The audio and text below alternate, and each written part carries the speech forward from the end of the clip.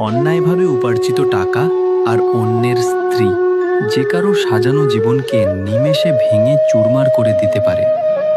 তাই কখনো ভুল করেও এই দুই বিপদের পথে পা রেখো না।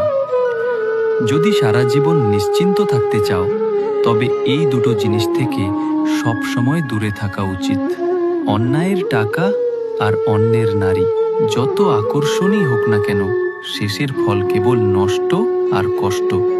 অবৈধ উপার্জন বলতে বোঝায় এমন অর্থ যা কঠোর পরিশ্রমের বদলে প্রতারণা, মিথ্যা ও অন্যের হক নষ্ট করে আসে।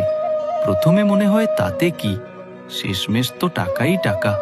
কিন্তু বাস্তব হলো, পাপের টাকা নিয়ে কেউ কোনোদিন শান্তিতে জীবন কাটাতে পারে না। ওই টাকায় কেনা গাড়িটা যতই ঝকঝকে হোক না কেন, ভেতরে বসলে হাহাকার পাচ্ছ কেবল। কারণ সেই অর্থের সঙ্গে কারো বদ্দুয়া জড়িয়ে থাকতে পারে। যতদূর অন্যের স্ত্রীর ব্যাপার, পরের স্ত্রী কাছে এলেও ভেবো না তোমার কারণে। ওর আগমন তোমার টান নয়, অন্য বাস্তবতার ফল। যে নারী নিজের স্বামীর বিশ্বাস ভেঙে গোপনে তোমার জীবনে আসে, সে তোমার প্রতি ভালোবাসায় নয়, বরং নিজের চাহিদার জন্য আসে। শুরুতে মনে হবে একটা নতুন অনুভব, রোমাঞ্চ আর উত্তেজনা। তবে বিশ্বাস করো, যে নারী স্বামীকে ফাঁকি দিতে পারে, সে ঠিক একদিন তোমাকেও অচেনা করে ছেড়ে যাবে। আর যখন তুমি বুঝতে পারবে, হয়তো ততদিনে তোমার নিজের ঘর ভেঙে গেছে, স্ত্রী চলে গেছে, সন্তান চোখে চোখ রাখে না। সমাজের কাছে তুমি শুধু একটা লোভী, চরিত্রহীন মানুষ।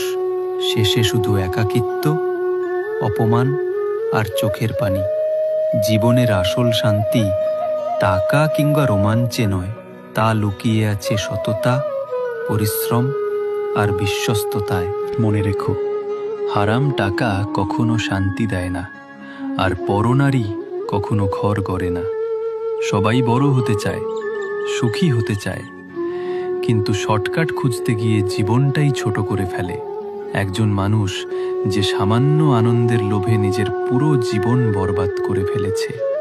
যদি আপনিও বিশ্বাস করেন যে সঠিক পথ কঠোর পরিশ্রম আর বিশ্বস্ততাতেই জীবন সুন্দর হয়, তাহলে একটি লাইক দিন। কারণ হারামি রোজগার আর বিশ্বাসঘাতকতা মানুষকে কখনো নিশ্চিন্ত থাকতে দেয় না।